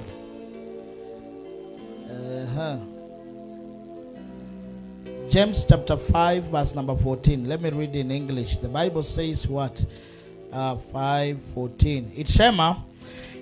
Is any sick among you? Let him call for the elders of the church, and let them pray over him, anointing him with oil in the name of the Lord. So, anointing has been used as a healing. You can use anointing to heal. So this one was sick. He now being said, James anasema iteni wazee waende na anointing, wasiende bure. Wabebe anointing waende nayo. So anointing is being used for healing. And the healing can be anything. Healing can be your heart has been broken. Healing can be things are not running on your side well. Healing things could be standing by your side. Healing could be the unforgiveness that you have kept in your heart. Healing could be the situation of life that has pushed you to do the things that you are doing. So anointing will be used to heal. That's why Yakobo anasema kukitokea kwenu mdhaifu ambaye hajiwezi, tafuta wazee wa kanisa, then muwape anointing, waende na anointing. Huyu mtu aende hapo. So anointing number 1 is used for healing. So believers can heal others with God's help. Number 2, they pray for the sick and they see amazing healing. Over regular people can heal. Even regular people can heal. Hata watu wa kawaida. That's why people are running to the church to buy what? Anointing. Hata wengine wenye hawakujangi kanisa. Kuna watu hawakujangi kanisa, but they are running to the church to buy what? No anointing. Akinunua kule nje anakuja kwa kuhani, amebeba sadaka yake, anaambia kuhani, nataka uniombee na unipe mafuta. Anaomba. Sasa wakati waliona watu wanakuja sana, ndio wachungaji wakaamua kununua hizo vitu walete kanisa. Sasa waziuze kutoka kwa kanisa. So the Bible says anointing, the elders took the anointing and they went to the sick person. They prayed for him. After praying, wakampaka hiyo anointing. Akapona. So anointing is used for healing. When you are sick, you can use anointing. When things are not moving well, you can use the anointing. When you feel like the life is pulling you down, you can use what? The anointing. Wakati unaona mtoto anasumbua sana, anapiga wengine, anafanya nini, you can use what? Anointing. Na una calm your character, inarudi chini. Number 2, the anointing was used for deliverance. The anointing was used for deliverance. Some can share Bible truth clearly. This gift help us understand the better and teach others. So anointing, it is used for deliverance. That's why after Jesus prayed for that young man, ule mtoto kidogo, after kumaliza alimdeliver. So the deliverance should take place in the hands of the anointed one. So Jesus could have not delivered the child if he is not anointed. You cannot deliver your child. You cannot deliver your situation. You cannot stop the storms in your situation. Because number one, you don't have the anointing that can help you to do the deliverance. So deliverance was done even in the ancient time by use of what? By use of the anointing oil. You can use the anointing oil to perform a deliverance. A deliverance. Do you know mtu akikuja hapa saa zingine akilemewa sana, we use the anointing. Siku hizi wachungaji wameenda extend ya kutumia maji. Ananua maji shuru, maji shuru. But the truth of the matter is, this person is weak. Use the anointing. Hallelujah. Are we understanding? So the anointing was used for, or is used for, deliverance. Ambia jirani yako, mafuta inatumika kwa ukombozi. Mwambie vizuri kama mtu ambaye uko hai. Yes. The anointing, it is used for deliverance. You can be delivered in the situation that you are in without prayer, but when you use anointing, you are being delivered. You can be used in that, you can be delivered in that situation without you fasting, and you'll be delivered. That's why Jesus told the disciples when they came back to Jesus, wakamwambia aje, hii mapepo tumejaribu hii haiendi, lakini zile zilienda. Yesu akawaambia mapepo zingine kama hizi zinahitaji kuomba na kufunga. So lazima uelewe the situation that you are in. What does it need? Not every situation ni baba funga, baba nakemea, baba naondoa. Some situation they need you to fast. Kuna situation inahitaji maombi. Kuna situation inahitaji ufast. Kuna situation inahitaji tu your ministry, your service to the church. Kuna hali tu inahitaji tu ukuje ufanye tu kazi hapa kanisani and you are set free. Kuna hali inangojea tu kuja upange hii viti. Wakati unaendelea kupanga viti, mlango ikiwa wazi, mtu anaingia anasema ninatafuta mtu akuwe secretariat kwa kampuni yangu. Unaweza fanya. Mtu anaingia tu from nowhere anakuja anasema ninatafuta mtu wa kuniuzia kwa M-Pesa ama kwa duka. Unaweza fanya kazi ya kukaa na kuhesabu pesa. Unamoviwa from mahali ya kukosa kuonanga pesa, unaanza kuona pesa zinapita kwa mikono yako. So lazima uelewe the anointing was used for what? For deliverance. It is used for deliverance. Most of us, we are being in a captive of deliverance. Tuko katika kifungo ya ukombozi. We cannot move out. Tumekwama tu kwa hiyo kifungo ya nini? Ya ukombozi. We are just inside. Unajaribu but you are just in the captive of deliverance. Unazungukianga tu hapo. In short, hujaiona mtu. Huyu mtu wakati aliingia Nairobi, kazi ya kwanza alipata ni watchman. Amekuja amemaliza 20 years hata hajapata promotion kwa hiyo, bado tu yeye ni. Sasa huyu mtu anahitaji anointing ya kumtoa kwa hiyo kifungo imsongeshe mahali pengine. So when you lack the deliverance of the anointing, you remain in the same position. Kuna mtu kanisani hata hapa tu. Huyo mtu mpaka wa leo hata ukimuita aombe hapa hawezi. Na amekaa kwa kanisa miaka 20. So huyu mtu ako kwa kifungo ya deliverance. Anahitaji tu anointing akuwe delivered, asonge kiwango kingi. Kuna mtu hapa hata ukimuita umwambie kuja usome scripture moja hapa hawezi. Na ni mtu tulianza na yeye kanisa. So huyu mtu bado ako kwa captive ya nini? Ya deliverance. Anahitaji ukombozi. Kuna mtu hapa alipoingia Nairobi alipata kazi ya maid. Miaka 30 baadaye hata mpaka anataka kuenda nyumbani. Ukiangalia mikono yake imebadilika. Amekuwa in the same position. Miaka tangia ingie Nairobi mpaka wa leo. Anahitaji deliverance ya kumtoa kwa hiyo captive. Haitaji sijui, anahitaji tu deliverance. You only need deliverance. And deliverance, it is being performed through the anointing. Hallelujah. Bwana Yesu asifiwe sana. Najua hii chakula si ya watu hivi hivi. Na mtu ukipita hiyo line anakasirika. Na mtu ukipita line nyingine hataki, maana unaguza line ya. Lakini nataka niiguze ndio sasa upate ukombozi, utoke. Ndio watu wakikuja kuamba hapa wanasema kwa viwango vingine, hata we unabeba ushuhuda ya kwamba miaka 10 nimeishi nikioshea watu manguo, lakini baada ya deliverance God has given me a better job that I can stand and testify before people. Mimi nilipoingia hapa nilipata kazi kwa Muhindi. Tukapelekana na Muhindi, nikaona Muhindi ananichezea akili. Karibu nimpiga na chupa. Nikatoka. Kumbe Mungu alitaka nitoke. Nikaingia mambo ya pikipiki. Nimekaa pikipiki almost 15 years. Ama sijui ni 12 years ama 10 years. Nikiwa tu kwa pikipiki. Hivi tu mpaka najulikananga boni wa boda. Hivi tu mpaka saa hii nimeacha pikipiki for over 1 year. Jana nimepita mahali kuna matanga iko pale ya rafiki yangu alikufa.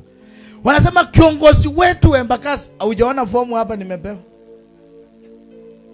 Kiongozi ameonekana amefika, nimejaribu kujificha.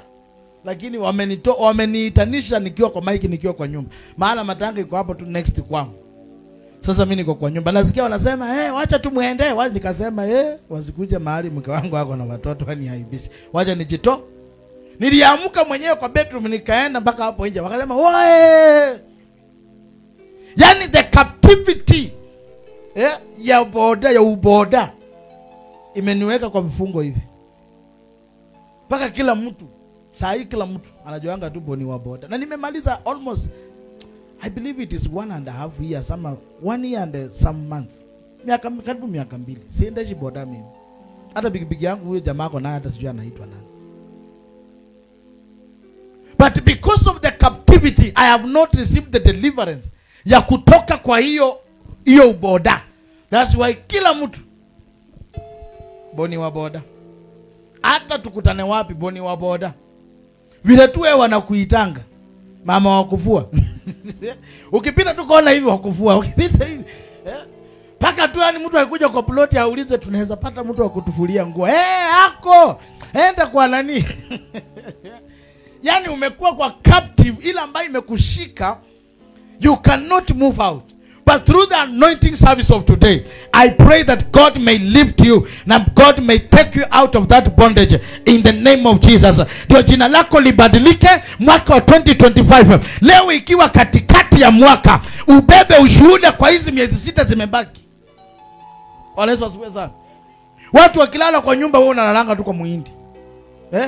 Watu wanaleta pesa wana deposit, wewe unakaanga tu hapo unangoja pesa. Na hata una account, hata pay bill ya hiyo bank hauna. Unakaanga hapo na gurungu tu unangoja. Mimi nilifanya hiyo kazi. Chenye niliona siwezi mimi hata uniitie kazi ya watchman free, siwezi. Hata uniambie hii ndugu tutakuwa tunakulipa, siwezi. Kama nitafanya watchman kwa nyumba, niwe naangalia CCTV ni sawa. Lakini si ya kutoka niende nikanikae kwa gate ya mtu. Watu wanaingia na maprado nafungua. Alafu wakiwa na change wakishatumia 50 bob wanakurushia. Omwami. Na hiyo captivity iko kwa Waluya sana. Ukiona watchman yote tu Nairobi tu huku, usisangangana ati haleluya habari, anza tu rie. Ambia tu bola bwana. Utasikia tu mlai sana. Iko kwa watoto wetu sana wa nyumbani. Hata uende Central, upate watu wawili, upate mbochi. Unajua mbochi? Na upate watchman, anza na Kiluya. Hata Central huko ndani, anza na Muluya. Upate ujamaa huko analima shamba na jembe, anza na Kiluya. Before fika kwa Mjaluo na Mkisii, anza na Kiluya kwanza. Bwana urie bwana. Papa sijasikia. Lakini wamejuaje umemwongelesha? So lazima tuelewe, we are in the boundary that we need deliverance, and you cannot receive deliverance unless the anointed is anointing has been applied over you. You cannot. Kuna watu nilikuwa nabeba na pikipiki yangu miaka kadhaa imepita nyuma. Most of my customers they're driving. wanaisha magari mzuri bwana. Kwanza mwingine alikuja hapa amepata sijui kwa nini ya security ya presidential sijui nini. Jamaa alikuja kunitishia hapa bwana. Akameweka siren juu, akaniambia hata saa hii naweza fungua hii kitu na funguliwa njia. Mtu ambaye alikuwa takataka. Jamaa kanitesta akaniambia kaa kidogo tu tuende tufika hapo Riverbank na turudi. Jamaa kaniweka ndani.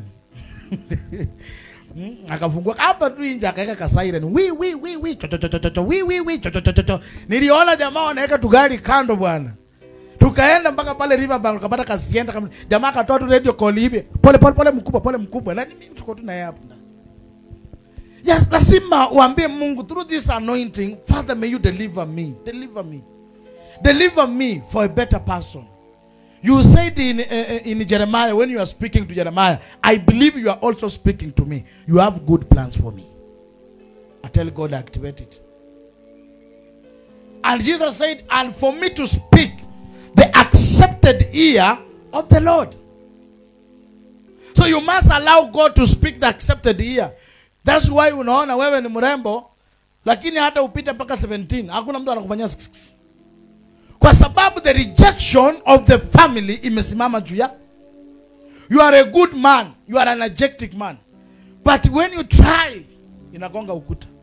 Why? The bondage. That's why anointing must be applied for you to come out of that bondage. Ndio Daudi akasema, do not touch. There? Pastor. Do not touch. So anytime you become anointed, you become the property of God. Mungu hakusema usiguze mchungaji. Daudi hakusema do not touch the anointed bishop. Asema anything that has been anointed, it becomes his servant. So do not touch the anointed one. So when you become the anointed of God, you become the property of God. Najua wengi mnaonanga tu anointed ni pastor. No. Even you are anointed. So when we apply the anointing over you and God has done it spiritually, then you become his servant. So uhitaji kuangalia Gibson ndio kuja maombi. Uhitaji kuangalia your husband ndio ufanye kazi ya Mungu. You do it because the anointing is flowing. But most of us, the anointing is not flowing because of what?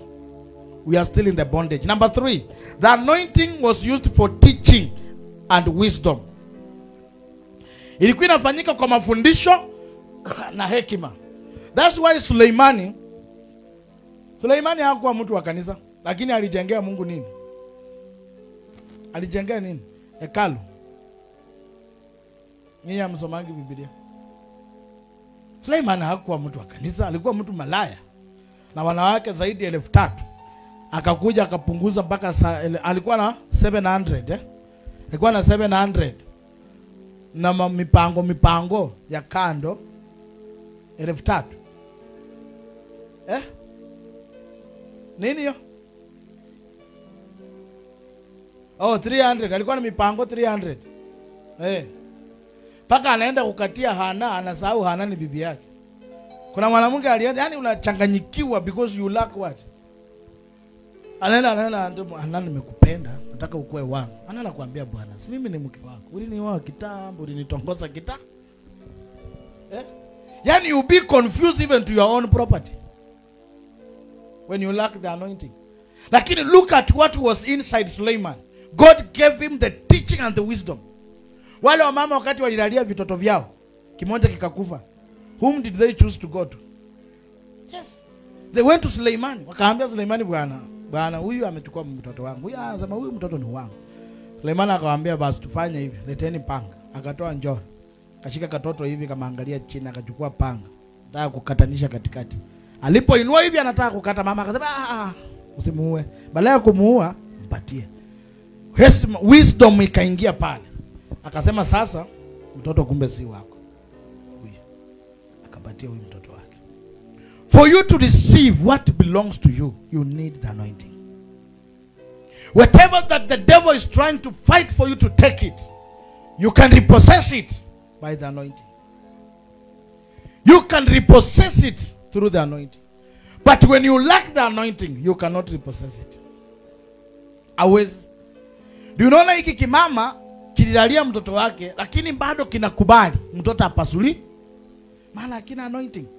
Lakini huyu mwingine alikuwa na anointing, that's why alifeel akasema hapana, usinyonge na usikate, patia hekima ikaingia pale. The one what I was teaching the other time, hekima ikaingia sasa pale. Akasema kumbe huyu mtoto si wako, ni wa huyu. Na akadeliver mtoto kwa the right person. So anointing is being used for teaching and wisdom. So some can share Bible truth clearly. This gift help us understand the better and teach others. So watu wanaelewa neno la Mungu vizuri, na pia hivi vipawa vinatusaidia kuelewa na kusaidia wengine wakue vizuri. When you find somebody in the church, he is not ready to share the gift that he has. You are a good singer, you don't want to empower somebody, then you lack the anointing in that ministry. When you find somebody is a good keyboardist, kwa kanisa ni keyboardist mzuri sana, but unasikia anaambia pasi ndio nicheze keyboard, you have to pay me. Ama hataki hata kufundisha mtu, kimwambia sasa fanya hivi, so fundisha hata Frank ajue hata naye kucheza. Nasikia anakuambia Frank has to pay me. Huyo mtu ana lack anointing. Because when you have the anointing, you will empower others to look better than you. Kuna mahali tulitembea jana na mke wangu huyu, tukafika hapo tukapata huyu jamaa amejenga nyumba kubwa. Nyumba. Yaani hata sisi tukasema tu yenyewe tuko kwa safari. Tulijua bado tuko kwa safari. But I loved what the wife said at the end of the day. Tulitoka huko very late sana. Alisema, I'm praying that as you have stepped here, may you receive better house than this one. May you receive better house than. Na sisi tumefika, kwa hiyo sisi wote tumechanganyikiwa. Kuanzia kwa mke wangu mpaka na Razo na mimi tumechanganyikiwa, na ule mwingine tulikuwa na yeye hapo. Na yeye anasema anatuombea tupate nzuri kuliko hii yake. Sasa kama sisi mawazo yetu imefika kwa hii yake, tunaona hiyo ndio sasa mwisho. Paka saa zingine tulikuwa tunapiga kapicha, unasikia mama ananiambia karibu capture mpaka nyumba. Piga capture mpaka nyumba, tunarudi nyumba. Piga mtoto wangu mzuri na nyumba. Hey. Mama mtoto onyesha mama. But I did it, nilipiga. Tawaonyesha tu. So if you cannot empower others, Lillian, then you are where una anointing. Kama unafikanga mapema, kwa mfano my sister nowadays and my brother Gifton, by 7 they're here. By 7 they're here. So inafaa atumie hii anointing, akuja atafute mwingine, amuulize, amwambie if you want to come to church by 7, this is what you are supposed to do. Anamuempower. So at the end of the year, by 7 everyone is in the church. But if you cannot empower your neighbor, then you lack what? The anointing. So make sure by next Sunday, kuna mama, kuna ndugu utaongelesha, hiyo saa moja ukiingia, mnaingia na yeye. Tuanze kuona growth, that you are making another person better. Gibson alifika hapa saa 12. Pia na yeye aenda atafute mundugu ama dad, amuongelesha, amwambie if you want to come to church mapema, fanya hivi, fanya hivi. Na by 6 utakuwa kanisani. Sasa utapata kutoka hapo, sasa tumeanza kukua, sasa tunafanya wengine wanakuwa better. Unaweza pata kuna kitu mtu anafanyanga Sunday, hakuna. Unaweza pata mtu mwingine anaamkanga anasema afue kwanza ndio akuje kani. Mwingine anakuambia niliamka kwanza sijui niende nikimbie kwanza nitafute kasukodi moja ya kufua ndio nikuje. So you make another person to look better than you. You pray for another person, umfanye maisha yake ikue mazuri kuliko hata hiyo yako ambayo uko. Sasa kama unakuja saa 1, unamsukuma angalau anafika saa 12:30. Sasa huyu anakuwa better than you. So huyu akatuambia, I am praying the way you have stepped here, may you receive better house than this one. And it was a classic house. We thank the name of the Lord. So, and also understanding the word of God, you make sure also you teach that person. The phrase you understand better, transfer it to that person. Mwambie ukitaka kufundisha vizuri, ukitaka kufanya hii, kaa hivi, fanya hivi, fanya hivi. And this person will emerge. There is a young man called Omosh. Omosh alikuwa anasoma pale chini. He's one of my first disciple mentor ambaye nilimenta. Omosh nilikuwa nakaa na yeye. Anaweza subscribe minutes za 1 hour. Wale mnajua Omosh. Omosh was calling even over the night. Ananiambia, pastor, mimi sitakubali ulale.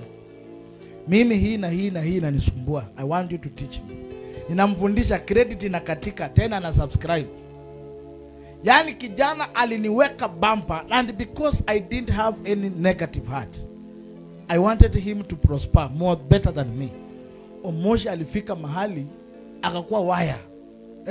Hata mimi sasa siwezi fanya Bible study na yeye. Mwanaume anachika hii, anakuambia hii, anakuambia hii, anakuambia hii. So wakati tulitingishwa day 1 pale chini na watu fulani, tukarudi headquarter. Tukaenda tukakaa chini. My former bishop akaangalia huyo kijana, akamsikiza, akamwambia the right person I want. Sasa mimi nikaekwa number 3. Sasa huyu akakuja mbele ya. Na tulipokuwa tunatoka huko tukirudi huko chini, he is the only person my bishop alikuamilia. Wengine wote tuliambiwa turudi, lakini huyo tu kijana askofu alisema na huyu atoki hapa. Nasema uongo? Alisema huyu atoki hapa. Why? The way I had mentored that young man. That young man alishika Biblia kwa fingertip. Ukimuuliza hii mstari anakuambia iko kitabu fulani. Ukimuuliza nyingine iko kitabu fulani. Ukimuuliza inasema hivi. Unamwambia na ile mstari inasemanga hivi na hivi kwa Biblia, anakuambia iko kitabu fulani. Yani akaiweka kwa fingertip. And the way that guy will explain, hata wewe ukiwa umesimama hapa una feel tu uko sawa. So akakuwa better than me. So I don't know if today is still going on, because I have left him almost 1 year, 2 years, almost 2 years. Inaenda miaka moja na kitu. But I'm giving him as an example because I mentored him to become better than me. Na that guy alikuwa na challenge paka walimu huko chini. Na mwalimu pale chini kwanza anapendanga sana kubishana. Alikuwa anamchallenge from to the building. Mwambie bwana mwalimu hakuna, twende tukae chini. Wanaanza topic ya salvation. Inaenda mwalimu ananiambia huyu kijana huyu hapana. Wanaenda topic ya altar, anapeleka yeye, anamwambia hii hapana. Wakiingia anointing sasa ndio was. Jamaa anapiga hiyo kitu kama kitu. So anointing will help you to teach and to make others better. Sawa. Itakusaidia kufundisha na kufanya wengine wawe sawa. Number 4 ambayo ndio ya mwisho. It says that anointing was used for prophecy. When you want to become a good prophet of God, you need the anointing. Like what I'm doing. I cannot do this prophecy if I don't have the anointing. You must have the anointing. So it is being used for. So prophets get messages from God. They share these messages to help and guide others. They share and they share these messages to help and guide others. So wanatumia the anointing kwa unabii na kushiriki na kusaidia watu wengine. Like what I'm doing. Nabii sio lazima akwambie ninaonyeshwa. Nabii it's anyone who proclaim the word of God. Like what I'm doing a prophecy. Hii mambo tunaongea is a prophecy. Naelewa? So he is using the anointing to do the prophecy. That's why after you are being applied the anointing, Mungu anaanza kureveal some things. Mungu anaanza kureveal. Anaanza kuonyesha, anaanza kusema, anaanza kuongea, anaanza kusema hivi, anaanza kusema hivi. Nasikia mambo inaanza kuchipuka sasa. Ujumbe inaanza kukuja, na hiyo ujumbe unapotoka hapo unahisi tu it was touching my life. Unatoka hapo unasema indeed this was my message. Unatoka hapa transformed person. Umebadilishwa, umekuwa kiumbe kipya. Bwana Yesu asifiwe sana. So anointing will help us to do the prophecy and to guide others. So that's why mimi wanasema here in church I cannot mention everyone because I don't know the level of your anointing. That's why unaona nikitaja gift najua Gibson hawezi kasirika because of the level of the anointing ambayo iko ndani mwake. Nikitaja Frank hawezi kasirika. Nikitaja wengine hawezi kasirika because of the level of the anointing. But kuna mwingine ukitaja hata anaamka anaenda. Kwa nini pastor umenitaja? Kwa nini umenitaja? Na anaweka na inakuwa ni vita. Anatoka na the level of anointing. Utapata mwingine hasira iko tu hapa kwa kifua. Hasira inakaanga tu hapa. Anangojeanga tu useme kitu alipo. So if you cannot learn how to deliver the message well and to guide that person, for you to guide such person, you need the high anointing. Hata mwingine atakwambia pastor mimi sikuji church. Na amemaliza na ameenda. Mwingine anakuambia pastor paka hii na hii na hii na hii ifanyike, na ameenda. Ameenda. So you need the higher anointing for you to speak to this person. Kuna mwingine ukimuita hata umkalishe chini, anaongea mara 100 kabla wewe uongee. Before wewe uongee ashame conclusion. Sasa pastor mimi nimeona kufikia hapo, sasa mimi na kufikia hapo my brother mimi ni yani ana make conclusion before. How I pray that use your anointing to guide others. Tumia upako wako kuguide mfano, kuongoza wengine. Let others learn from you. Let others learn from you. When you walk in your plot, let people know that my sister, you are a born again Christian. Hata wanapoinua matusi, reply with the heart of the anointed person. Wacha tena kuambia mnanitusi, mnaniongelea haya ngojeni tena wewe unaanza. Tena wewe unaweka kikao parallel. Wao wako pale, wewe unaweka yako hapa. Unaweka mpaka simu. Mama la kubore wote use now the anointing. Display the level of anointing. Mtu amekusumbua kazini. Wacha kusema nitaenda kuripoti kwa mdosi. Wewe nitaenda kuambia use the level of anointing to guide others. Paulo akasema nifuateni nyinyi vile ninavyomfuata Kristo. So the people, that's why in that plot you are coming the only one to the church. Wengine wote wamekwama huko because they have not received guidance from you. They want to receive guidance from you, and you cannot do when you don't have the anointing. You must have the anointing. Kama tunaelewana? Hawezi uka display a good character where you are living if you don't have the anointing. Lakini wengi tunafanana na wao kwa sababu hatuna nini? Anointing. That's why unasikia chairman wa matusi kwa hii plot. Ukienda upate tu chairman wa matusi ni fulani. Chairman wa kupiga watu kwa hii plot ni nani? Ni fulani. Chairman wa wivu, mtu akinunua kitu anaongea vibaya, ni fulani. Na unapata huyo ndio mko naye kwa praise and worship church. Huyo ndio mko naye kwa kitengo ya pastoral team. Huyo ndio ako kwa Asha. Sasa unashangaa anakaribishanga watu. Sasa ndio hata pastor anaanza kupata revelation. Kumbe ndio kwa maana watu hawakujangi church. If this man is insulting people in the plot, na maanisha hata watu wakifika pale naongelesha vibaya. Haya, kuna mwingine hasira imekaa tu kwa kifua. Mtu anakuja tu vizuri, unamshika mkono na wewe ndio Asha sasa tumekuweka, na hatujui kumbe hasira iko ndani ya kifua yako.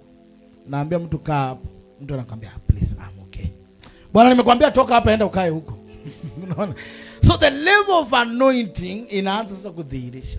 You are not giving a guidance. So mtu atakosa kurudi church, aseme ya kwamba venye pastor anaongea. Your husband will not follow you to church because how you are displaying yourself. Your wife will not follow you because how you are displaying yourself. But when you live to the level of anointing, na ionekane, everyone will desire to follow you. That's why Paul anasema, follow me as I follow Christ. So there are people, they depend on your guidance. They depend on your anointing for them to come here in the church. Not everyone we will go and do crusade for them. Not everyone we will preach for them.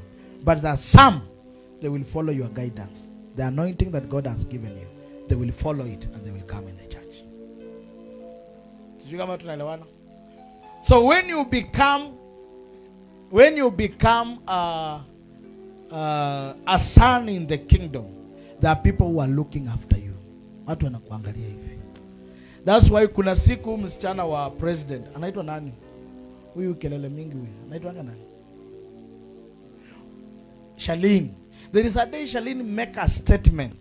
And make statement juu akisema nini?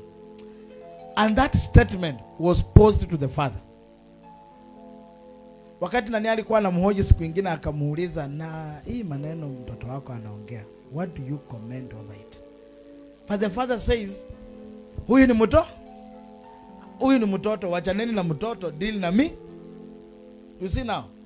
So na hiyo kitu huyu mtoto alicomment inakuja ina resemble almost the anger of the father. Chikama unaelewa? Ina recommend almost the anger of the father. So the son or the daughter cannot do something that he has not seen somebody doing it. Lazima atafanya kile kitu ameona mama ama baba akifa. That's why katoto hata huyu razo wangu kakiwa kadogo kalikuwa kanarudia sana kitu tunafanya. Ukienda ukiinama anaenda kanainama. Ukienda pale kwa stima kanaenda hapo. Nimeona hata huyu anafanya the same. Kwanza huyu ndiye ako wasi. Huyu kwanza anakuangalianga chenye unafanya anamaliza. Wakati tunatoka hivi, sasa anaenda kufanya. Hafanyi ukiona. Anaenda sasa anafanya. Anafanya, anaunganisha, anafanya, anamaliza. So know that God, Paulo akasema na tuwe barua njema inayosomeka. Bwana Yesu asifiwe sana. Have you learned something this morning? Do you understand the manifestation and the power of anointing? Hallelujah. Do you understand now?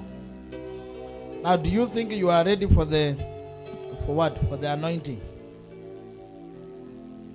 Do you think you are ready for the anointing? Ama tuisongeshe mbele. Mimi sina shida hata mkiniambia ni cancel, tuna cancel, I have no problem. May God have given me the humility to work with your decisions. Do you think you are ready? Okay. The silence means perhaps you are not ready, but we will also agree on that. So, I believe there is something you have learned. I have taken this time to teach you because during the day, I may not have that enough time to teach or to deliver the message of the anointing. So, tujiweke, tuwe tayari, and through what we have just said, may God help you to become the partakers of the anointing and later to the glory that will lift you to another level. Amen. But something nimesema hapo inafaa ukuwe ready kabisa. After Jesus was anointed, the battle was lost. So kuna miungu zimetulia tu, za kina Wekesa zimetulia tu. Za kina Amai, miungu zao zimetawa Maria zimetulia. Za kina nani? Za kina nani? Hamjui za kwenyu? Za kina Kingola, si ndio? Zimetulia tu, zinangojea tu. Uweke tu anointing zinalipuka. Kwa nini? So we should be ready. But one thing I love, the anointing will sustain you to the end. The anointing will make sure that umefika mwisho. Bwana Yesu asifiwe sana. So let's stand on our feet. Tutatafutia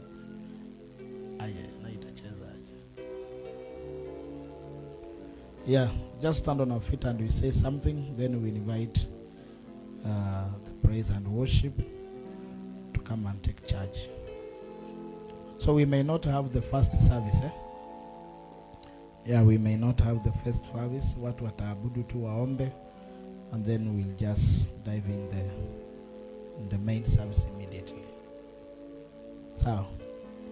Kwa Kiswahili watu tusimame, alafu tunaweza kosa kuwa na ibada hii ya mafundisho ya kwanza, alafu itakuwa vizuri.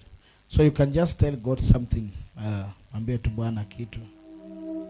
You can just tell God something. From what you have just received, you can just tell God something. Oh Jesus, we Unastahili sifa, uwezo wote ni wako, mamlaka yote ni yako.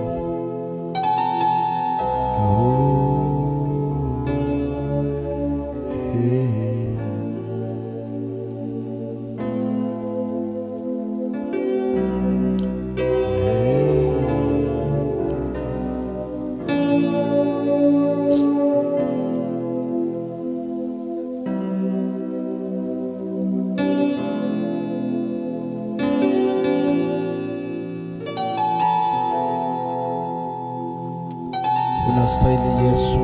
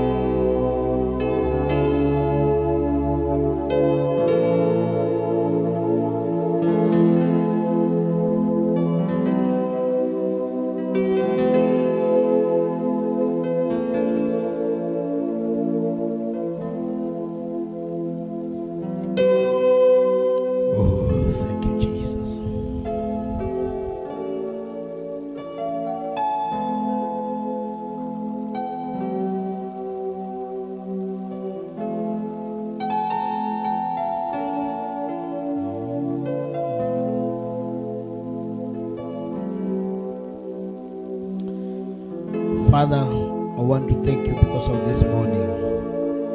You have spoken to us through your word, through the anointing that you have given upon me. I've conveyed the message the way you decided it to be conveyed. We give you glory, we worship unto your name. Thank you, Jesus. There is no one to be worshipped beside you. Father, Lord, we glorify you this morning. As we are getting ready for the service that is ahead of us, may you prepare us. May you give us humility, give us patience, give us wisdom, knowledge. And above all, my Father, give us the deliverance from where we have been captive and proclaim the accepted year of God. We give you glory because of each and everyone who is ready for this service. Father, I submit to your will in Jesus' name. Amen. Basi mtu apigie Bwana Yesu makofi mazuri. Hallelujah. So let me invite the team that is going to give us a worship and a praise, and later we shall be diving in the name of the Lord. Amen. Karibuni sana.